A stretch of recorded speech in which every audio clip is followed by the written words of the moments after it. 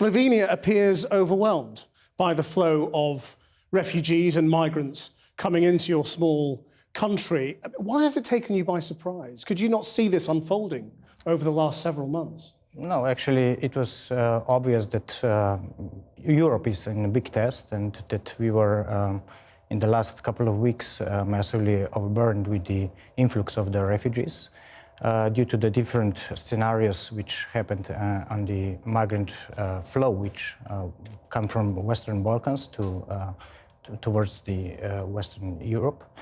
And we are now facing the number, which is in the last 3 weeks, 150,000 refugees.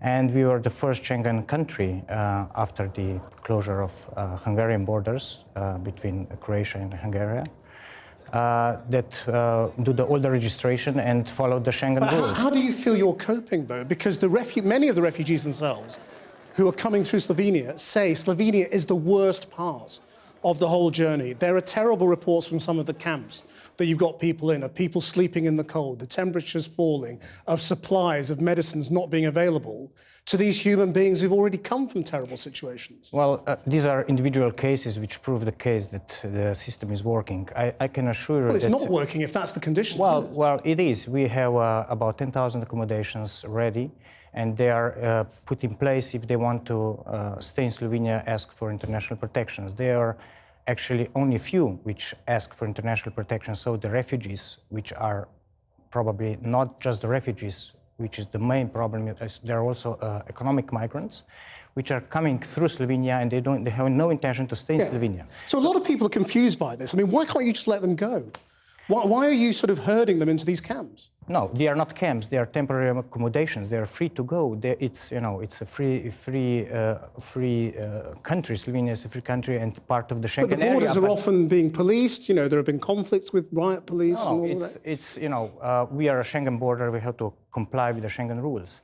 On the but Schengen is breaking down, isn't it? That's the system which you cannot fix in such huge influx. When this huge influx comes to Slovenia or to any of the borders of the external borders, and the problem, I think, that we need to work on strengthening the external Schengen border and to implement the return mechanism, which is also very important because not all of and majority of the refugees which are coming to Europe now are not eligible for asylum or international protection. If we are looking at 3 million people coming into the European Union, what on earth is the European Union supposed to do about that? No, before that, I think that we need to address the cause why they are coming. And this is not the European Union, but the area of Levant and the unrest there. So this is the first international obligation, not European Union alone. Let's take that as given, that there is a separate track in terms of looking at the Syrian conflict. In the meantime, while that completely fails to achieve anything, there is a massive flow of refugees. There are as many refugees set to come in the next 12 months as there are people in your country. This is a massive failure by the European Union, isn't it? I mean, what do you see the future of this crisis as? You know, does it have to be quotas? Is Europe going to have to bite the bullet and say, OK, let's divide them up between us? I think the relocation and share of this burden is necessary between all of the European Union and other outside European Union states.